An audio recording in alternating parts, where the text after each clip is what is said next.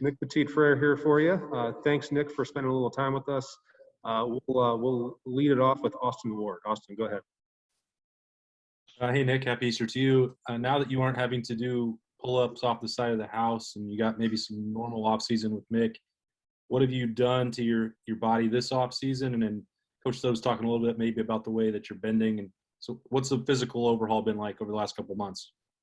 It's just been a great time being able to be back in the facility during spring and during winter workouts because, this is like one of our biggest times in terms of developing a team and creating like a great group of guys and a great group of athletes. So it's been an awesome time me getting a chance to work out with Coach Mick and all our other coaches. And this has been a big overhaul of just getting stronger and faster and just doing all the things we can do to strengthen my body and all of our bodies so that we can be the best for when we got to spring ball and then for us to get into the fall. So, but yeah, like we've done a lot of workouts and a lot of things of that nature of us just building our team, and it's been a very good very good winter workout for me, workout time for me in terms of Coach Mick and Coach Stud, from what I've heard from them. Hey, let's go next to Doug Lamarice, Cleveland.com. Hey, Nick, with you and Thayer being two of the best returning tackles in the country and Paris being one of the best young tackle prospects in the country, how did you think it might shake out with who might be asked to move to guard? And did you think there was any chance that it would be one of, you or Thayer as one of the veterans who they might say, hey, maybe we'll try Paris at tackle and move you guys inside? Just what did you think might happen? We were prepared for anything. We have to know the whole offensive line, whether or not we play tackle, guard, or center primarily. So it's not like we wouldn't be able to know the position from another standpoint. But in terms of how that would shake out, at the end of the day, we just want to play the best 5 linemen we got. So if we have 5 great tackles, then someone's got to learn how to snap the ball. Or if we have 5 great guards, then like someone learn how to play tackle. It's just at the end of the day, we want to play the best 5 guys we got and create a great group of a first team and second team guys that can go out, and if something were to happen, we have another guy to step in. That's something I feel like we had last year. We just had a great, talented group of guys that every single person from the 1s all the way to the 2s, and even some guys that weren't even traveling with us that were ready to step up and play at a moment's notice no matter what. Thanks, Nick. All right, next up, Bill Rabinowitz from the Dispatch. Bill. Hi, Nick. Probably the biggest question about the offensive line is the middle of it. Tell me how you think it's shaking out. Tell me what who stood out to you. I'm not asking you to predict who's going to start, but what are your impressions of those guys competing? I've been really impressed with the middle of our offensive line. Like, a lot of people have questions about the offensive line every single year. It's like, oh, how are the tackles going to do, or how the middle of the line is going to do? And every year, it's always our job for us to go and just prove people wrong. Every single one of those guys have been doing really well. Josh Fires had a great spring ball. Matt Jones been doing well. Luke's been having a great spring ball, playing a little bit of center.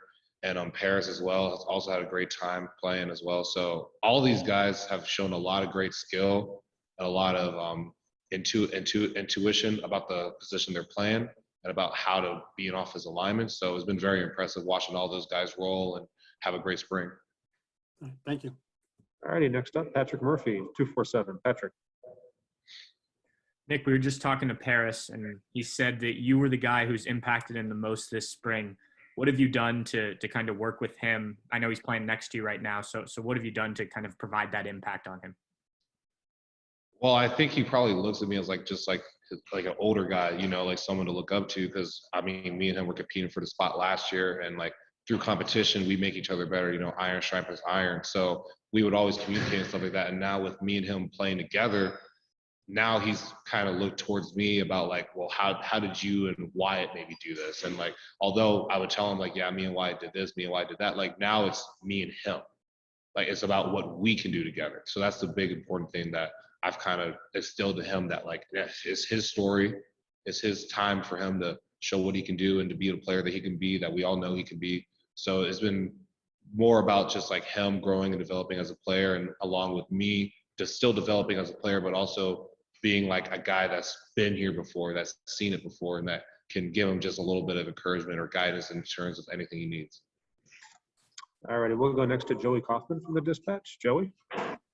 Nick, you were draft eligible after last fall. Did you give any thought to the idea of declaring, or and if not, why'd you feel comfortable staying and all that? I gave a little bit of thought to it, but I felt comfortable coming back for another year because I felt like I had a lot more to prove. I had a lot more for me to show on the field, and I wanted another opportunity to have another great winter, to have another good summer, good spring, and another chance for me to come out and play with these guys and possibly get a chance for us to win a national championship and get back on that field. All righty, let's go next to Jeremy Birmingham from Letterman Road. Jeremy. Nick, for you and Ferris, you were both the top-ranked tackle in the country coming out of high school. You were each, had all these high expectations. It took you 3 years to get on the field as a starter. Here's Ferris now as a sophomore who's playing a different position.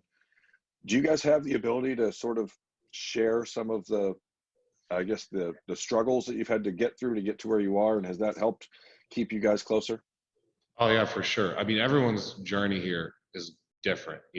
Some people's journeys start as soon as their freshman year, and then they just start rolling. And some people, it takes them 4, maybe even 5 years for them to go. Everyone's journey is different, but through that, like struggles and like tribulations that we had to go through, come like the growth and development of not only a player, but more importantly, a person. So that's kind of was the big thing that me and Paris would probably talk about and what we would share. Like we would talk about the growth of ourselves, not only as a player, but about the person. Like I'm way different than I was, let alone my sophomore year. I'm way different than what I was like my freshman year or coming out of high school. Like I'm a completely different person in terms of how I approach things, my mentality about things, and it's about the growth that me and him both have had over our times here that we kind of bond over. Does him being a journalist now make you guys a little wary about him? No, he's really good at writing. Like I actually read some of his stuff one day in the car when he was driving me home, and he's really impressive in terms of how he's able to articulate himself and how he's able for him to write. So I was really impressed with him because I never knew that about him, that he wanted to be a journalist and stuff like that. That's just like another thing that we just communicated through time and just being together and playing next to each other and just growing that bond. So I think I have no worries about him. I think he's going to do great journalism, and I think he's going to have a great time with that. All right, next up, we'll go to Tony Gerdeman, Buckeye Scoop. Telling us about how all of these guys have come so far. I don't think anybody has come farther than you have from your freshman year till now.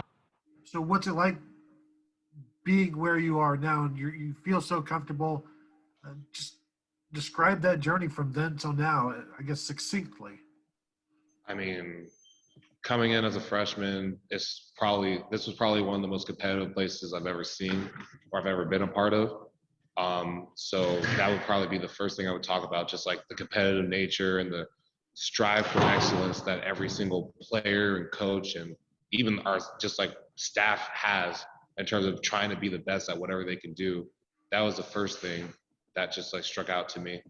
And then through that growth came a lot of trials and tribulations of like me trying to gain my way to trying to learn the offense, trying to feel comfortable with the team. And then, it took me some time. It took me time for me to find my groove and find my rhythm and find how comfortable I was. Like I felt like I got there a little bit during my sophomore year.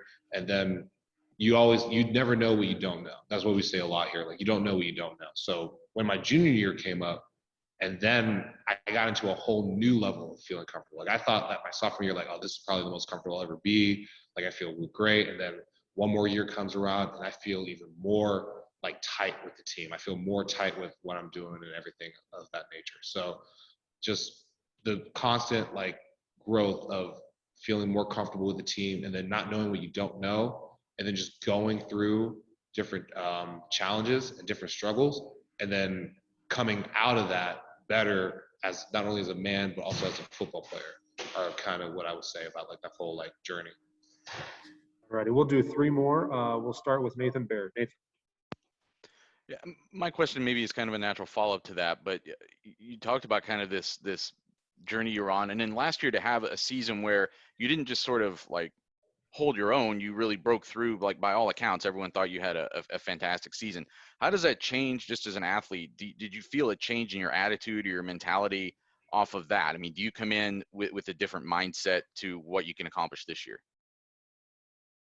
In some areas, like obviously like the main goal is for me to improve on what I did from the season before. Like I'm not going to just forget about what I've done. I'm going to make sure that like what I've done is to try to improve on the things that I've done, and not just to stay the same, but to be even better. So that's like the main goal. But in my own mentality, it's really about just do what I've been doing. Work hard, train hard, eat right, practice hard, play with a lot of effort, do all the things that got me to that point to begin with. Like nothing should change just because, I played a year, or, I've been here before. Like, no, like the same mentality, the same drive, the same work ethic has to stay the same, but I have to improve while doing that. Alrighty, next up, Dan Hope, 11 Warriors. Dan. Hey, Nick, Thayer was saying how he wants to be the best tackle in the country this year. Have you seen anything different from him as he goes into this season? He has a lot of confidence about himself. He has a lot of confidence, a lot of effort, and a lot of determination. And he had a great sprint, a great winner in terms of working out, So he's showing what he wants to do, and like he's been working out, doing a lot of film work, and doing all the things necessary to achieve that goal. Alrighty, and final question for today, we'll go to Tim May from Letterman Row. Tim. Thank you, Mike. Hey, Nick, I'm just wondering, do you and Thayer feel like those corner posts on a good fence right now? I mean, what is that sense like as you guys go through your workouts every day with these other younger guys sort of coming along, and just what's your sense of where y'all are from a progress standpoint in the spring with this offensive line? I feel like we've made some good progress, especially from our first days here as offensive line. We got a good group of guys, and we're developing each and every one of us, and we're creating that edge that we need to have as offensive linemen. And we're also creating that sort of discipline and work ethic that also takes for us to be offensive linemen, for us to keep the same consistency that we've had over the past 3 years I've been here, and for the years prior to that. So I know me and Thayer are both just looking at it from the perspective of like, we're the older guys in the room. We have a responsibility not only to lead and inspire people around us, but also to create and foster like a sense of like determination and growth within our own like unit ourselves. Yeah, who is one guy that's really made strides that people don't know about yet on that offensive line? I mean, it's tough for me to pick one. Like I already told you about like Josh and Eric and Luke, but all of them. But I mean, all three of those guys, and Matt Jones, like all three of those guys, they made a lot of strides in terms of, putting in the extra time and film work to get the football IQ. Because that's something that not a lot of people really talk about, is just like that natural intelligence that like when something goes wrong or when something kind of changes, to be able to go on the fly and make it work, or being able to understand film study, understand the things that they need to see. I would say that Josh Fryer and Matt Jones are really good in that department. I would say Luke's really good at being able to have that football IQ as well, and being able to make things work on the fly and just be able to make small changes here and there to help himself. And then with Paris, I mean, his just toughness and aggressiveness have just been something of like just amazing to watch. He's always had that aggression coming out of high school, his first year here, and it's just showing on the field now. Like everyone talks about it. Awesome. Thank you very much for your time, Nick. Really appreciate it today. Thank you.